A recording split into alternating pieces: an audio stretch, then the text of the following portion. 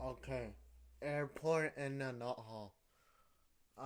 Bro, first of all, bro, I wanna say, I'm going on vacation for like spring break, so I please ask you guys to like stay subscribed or stuff, tuned in. I'm gonna be posting and cause I have like videos saved, but like until I run out, uh, until I run out, yeah. I'm going for like 10 days, so I won't be gone too long, so yeah. Anyway, lock in. Airports. If you've been lucky enough to travel internationally or ever been on a plane, you've most likely passed through an airport at least once in your life. And boy, are they an experience. Now I first need to mention, if you have a Yes, sir, finna go to one again. But, yeah, low key, bro, airports are like the best thing, bro. Bro, traveling, bro. Bro, I've heard, like, online on Instagram, bro. I've heard, like, life is like a book, and if you stayed in one place, you only stayed in that page. Damn. But let's proceed, bro. book super early in the morning, like 4, 5 a.m. Everything is glorious. Sure, you have to wake up early and all, but you have that brimming excitement that it's the day of the trip. Peacefully driving through the night, dark, empty roads. Then you can't sleep, bro. My fault. Bro, like when I was younger, bro, I used to like um not try to sleep as minimum like minimal to 2 to 3 hours, or like go to bed very late, so I'll be tired at the flight in the plane, so I can sleep in the plane. Yeah, that would go faster in my opinion. I don't do that no more, but Loki, I patched my own method. That's crazy. You've reached the airport, it's basically empty, and you're through and waiting for your plane in no time. It's seamless. Empty, bro. Motherfuckers, bro. Airports be mad full, gang.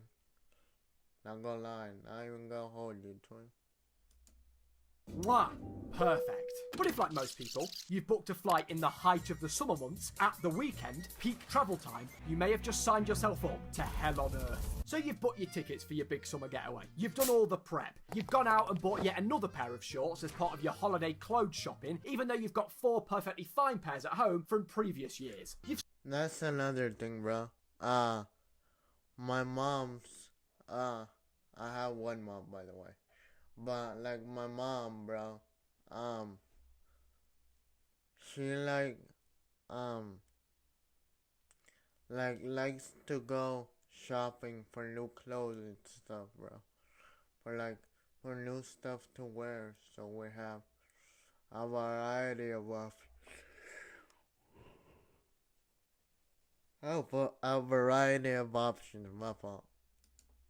Managed to wrangle all your clothes into your suitcase, and you've finally made it to the airport. So when you step through those revolving glass doors, the first thing you have to do is, of course, check in. That dreaded moment when you look across all the airline check-in desks. Most of them are pretty bare, and yours is rammed. Now, if you've already checked in online and you're just travelling with a singular backpack as hand luggage, lucky you smart arse. But if you have a suitcase like the majority of us, get in line, buddy. Snake queues everywhere. I mean, I mentioned these little buggers in the Conventions in a Nutshell video, and quite literally said this. Bro, normally, bro, I like to walk when I go in, like, to airport and stuff, bro.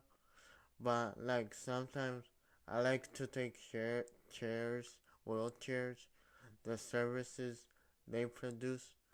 So like we can cut line faster, bro.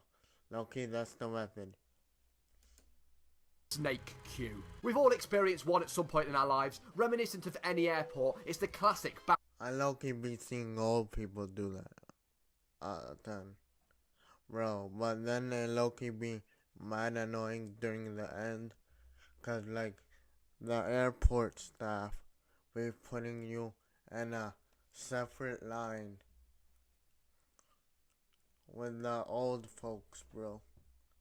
Low-key, you don't wanna, not trying to do that. Fourth queue design. Very space efficient. It's just a part of the experience, stuck behind so many people. Families, elderly people, families of elderly people. But when you do eventually make it to the front of the queue, and you now resemble the pensioners that were in front of you, you hand over your passport, and that moment we all know too well, where the employee behind the desk kind of holds your passport photo up to your face to check the resemblance. Now what do you do in this scenario? If you're anything like me, your passport photo was taken 7 years ago and frankly looks nothing like you. So I kind of stand there and try and subtly make myself look as much like the photo as possible, changing my expression, moving my hair around a little bit, like that would make any difference. Well, once you've passed the resemblance test, that was merely the beginning.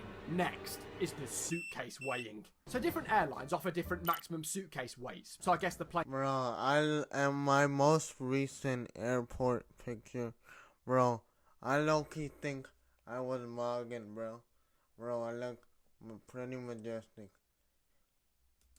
Not gonna lie. Get too heavy and, I don't know, fall to bits. And even though I know I've used one of those weird gravity scale things at home before I left, and I know for a fact my suitcase is way under the maximum weight, whenever I drop that suitcase on the conveyor, I feel the hot sweats coming on, like a middle-aged woman going through the menopause.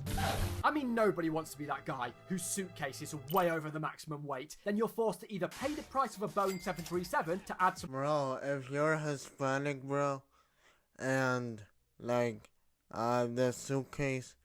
you can add more weight, bro. You Hispanic parents be like just opening that shit in the middle of the airport, bro, to like put stuff in, bro.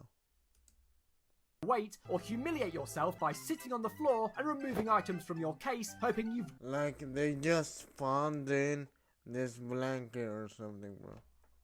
Like, bro, gone under the max weight. And also, what is with those signs on the check-in desk that list the items that you can't have in your suitcase? Now this would be fine, but they always say no firearms or explosives. What is the point of that? Just a list of the most obvious things to not pack in your suitcase. Oh, silly me, let me just remove this RPG from my suitcase that I didn't realise I couldn't bring with me. Well, when your case is hopefully under the weight requirement and your firearms are put aside, you stand and watch as your suitcase disappears through that little flap into the... Bros, I've been seeing like videos on the internet, bro, of like the maintenance, not maintenance, the staff outside when they're like putting your suitcase in the plane, bro.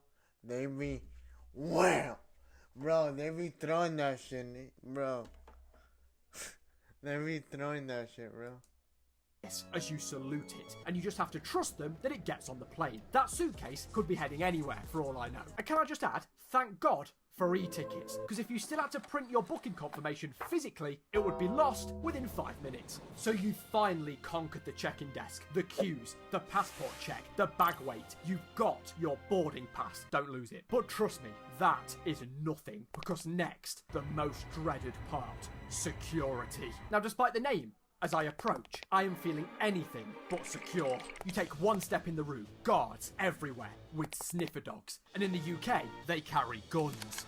Not the sniffer dogs, the guards. And unlike you US viewers, it's not every day us English folk see a, how do you say, firearm. I mean, the only time I see these things is in video games. There's even more snake queues, machines making random noises. Before you even get close to the action, it's already pretty intimidating. And if that's not scary enough, security is far from simple. There are so many steps and rules. So when I finally get called up, the first obstacle, the trays before the metal detectors. So it's hand luggage in one tray, but electricals have to go separate. Then it's liquids of 100ml in another place, in a plastic bag. Empty your pockets, sign here, chunk of hair here.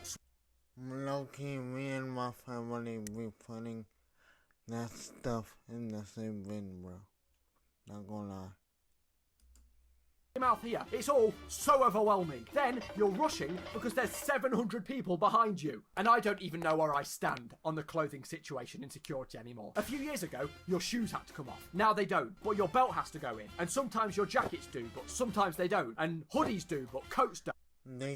Your shoes still gotta go in, buddy. Like, real pause. But, low-key, sometimes, bro, they make me take my shoes off. Sometimes they don't, because I have an orthotic. It's harder for me to put my shoes back on, bro. But yeah.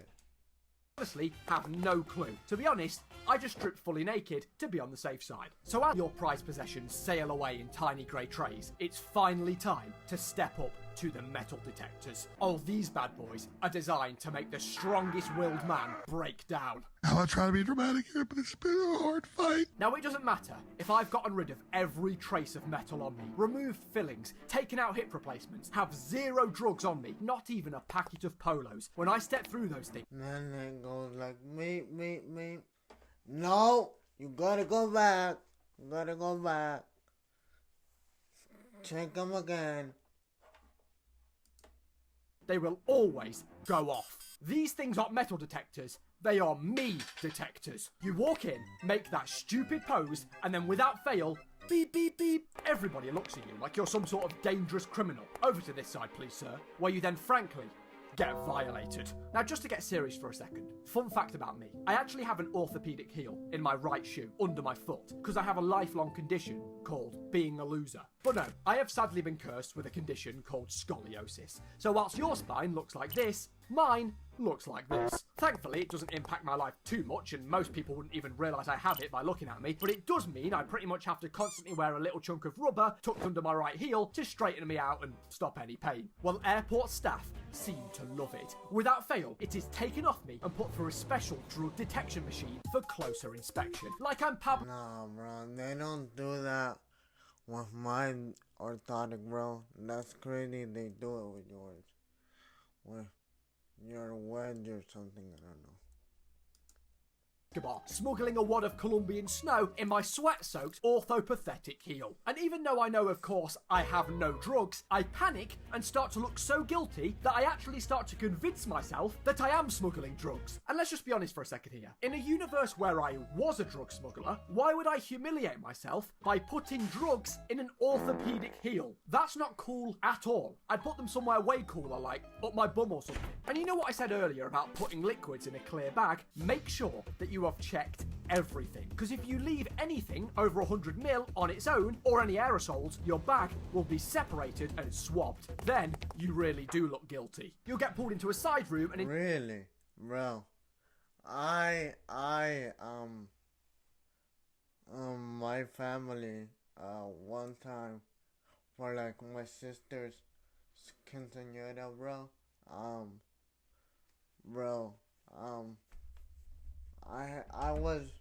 we went to the DR, bro, and like,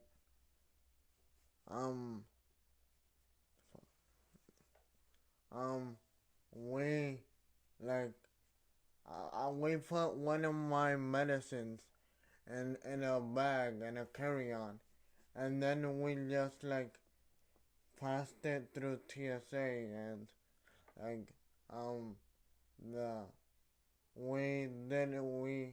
we had like a lot of suitcases that day, and like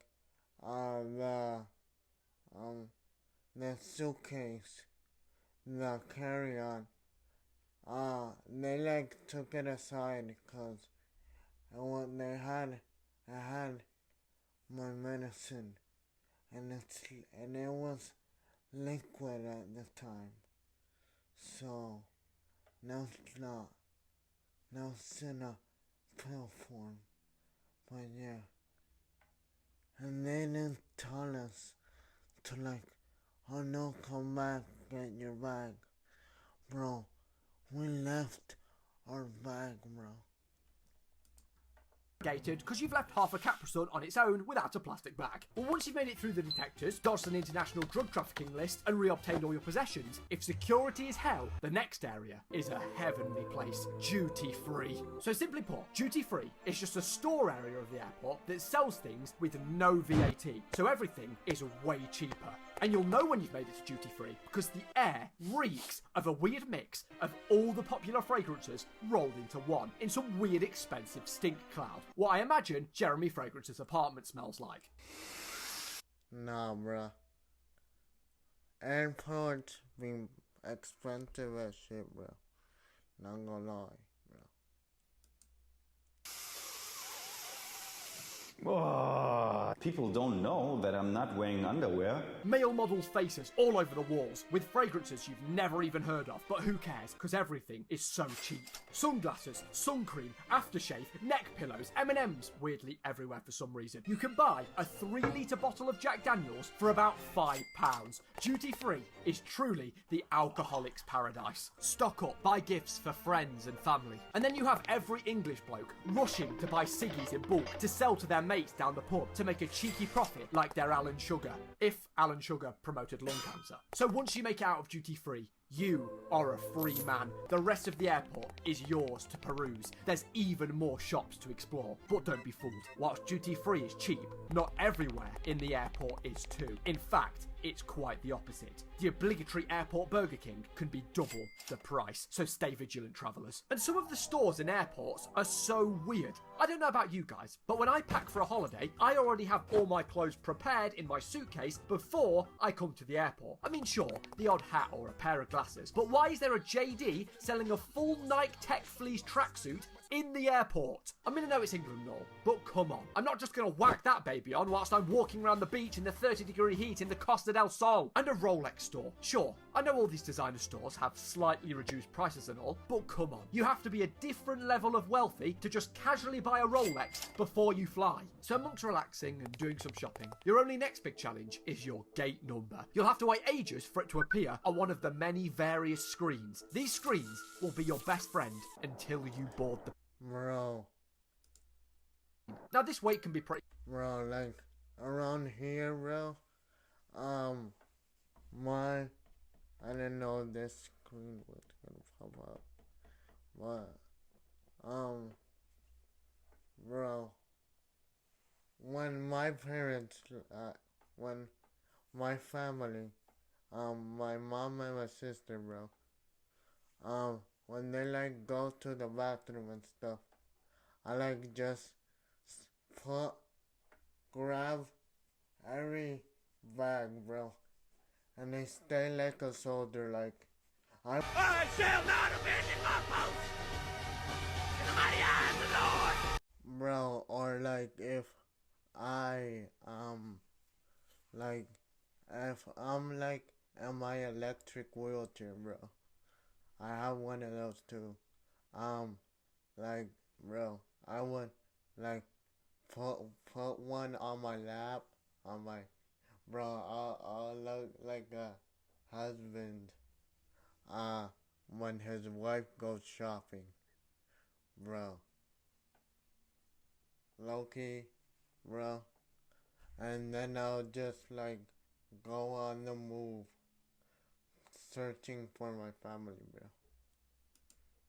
So sit around, eat some food, have a drink, and why not sit and look at some of the planes taking off and landing? Hey, you might even see the one that you're going to be on. Funny story about this actually. So when I flew to Amsterdam a few years ago for TwitchCon, I knew it would only be around a 45-minute long flight. So as I sat down near a window and waited for my plane to roll in, I was met with horror as I realised it was one of those dinky propeller planes. I mean, I'm a pretty nervous flyer already, and it doesn't help when you see them pumping up the tiny rubber tyres and using their iPhone flashlights to check the underside of the wing, and the propellers that rattled as they spun. I mean, to be completely honest with you, after everything I'd seen, I didn't even think the plane would make it off the runway, never mind making it to Amsterdam. The flight was of course all okay. I mean, I did get a little bit nervous and repeatedly chant "I'm going to die" to myself over and over again when I saw the propellers bending as they spun, until I looked to my left and realised a little girl had overheard me and she burst into tears. And Flybe, the airline that I flew with, no longer... Bro, low-key, bro. Babies on airplanes, bro. Wow! Bro, they just be crashing out, bro. Like, and then you see the parents, just like, oh yeah, calm down, little Johnny, bro. Like, no hate to the parents, bro, but like, do some better, bro. Your child is literally crying, bro, crying. But anyway, eventually, your gate number will appear. Usually it's when you're in the toilet or one moment where you're not looking at the screen, and of course, it's the furthest gate away. So you trek halfway across the airport, racing the people on the walking conveyors. And of course, the distance to your gate can vary depending on the size of the airport you're in. Yet again, Amsterdam's airport, Schiphol. Fellas, I pray you never, ever experience that airport. Being the 4th busiest in Europe, it is gigantic. It is far too big. I mean, there was screens telling you how... Bro, here's one thing, bro. Then on the way back, the TSA guidelines over there or something are like completely different, bro. Then you get up. It's kind of annoying to travel, but it's worth it. Walk to your gate would some of the times being over 25 minutes just to walk there. In Schiphol, you need to take a flight to get to your flight. A truly hellish experience. They do have a cool clock though. Wow, look at that. There's a little man trapped in there. Working on a weekend like usual. Working on a weekend like usual. Anyway, you finally finish your mammoth expedition and make it to your gate. You sit down, let out a sigh of relief as your legs throb. You can finally relax as you take a glimpse over at the screen and realise the gate has moved. It happens every single... Bro, Loki, bro, I have experienced this before, bro. Bro, for me one time, I like changed 10 freaking times, bro. Bro. Then we gotta like turn around, bro, mid-walk, bro. Time. And just a tip, if you are ever in a French-speaking country and your flight has a delay, never read the word out loud. So when you eventually make it to the right gate, if you can still stand, you hop in the queue and everyone starts boarding. First, the people in the fast twat queue, then the other commoners. So you slowly edge towards the front. Don't worry, you've got this.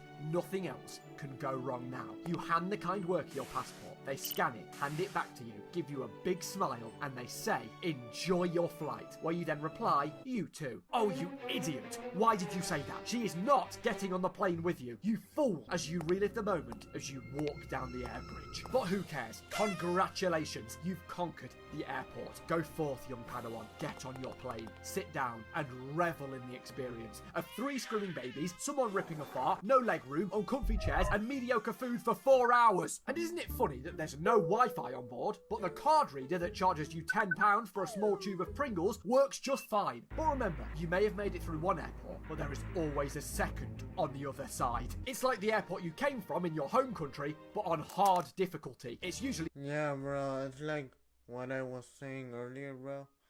Bro, they low-key were changing up the rules for you. It's a tad bit confusing, bro. Not gonna lie. Hotter, and you don't understand a word anyone is saying, the guards are usually bigger, scarier, and sterner. But thankfully, arrivals is much easier than departing. There's just one last step before you can enjoy your vacation. The baggage collection. The conveyor of death. You sit and wait and wait and wait. It seems that everyone else's suitcase comes out before yours. And even though you paid extra for your case to go on first, all that means is that on the other end, it comes out last. But eventually, you see it.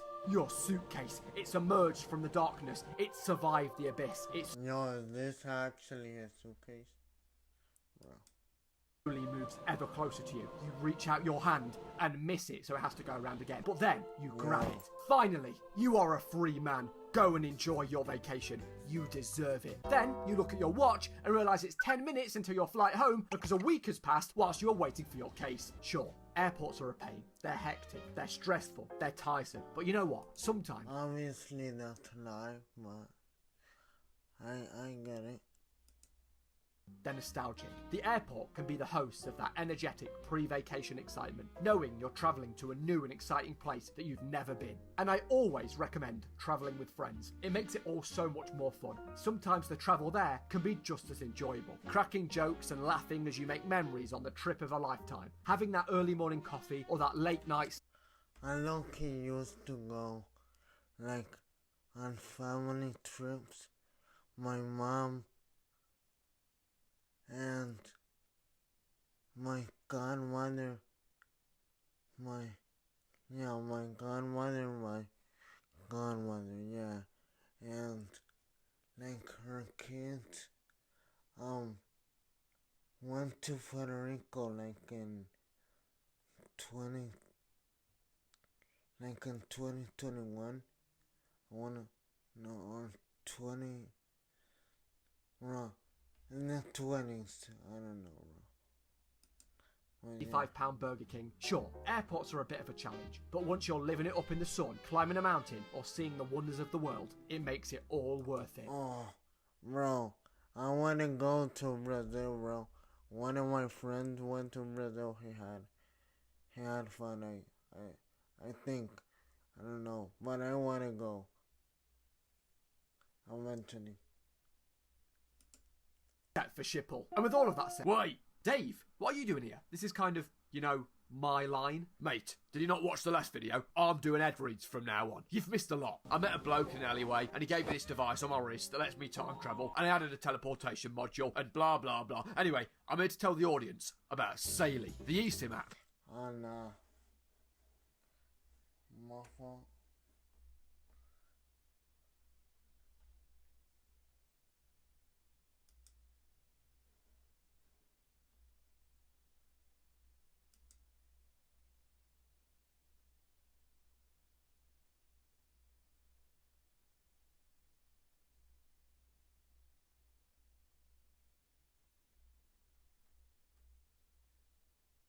Is he gonna end the video like this?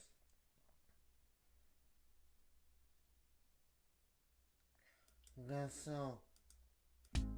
Anyways, I'ma see y'all boys. I'm still gonna post. I'm gonna leave on Monday. So, anyway, I'm gonna do it again. Peace. Love you boys.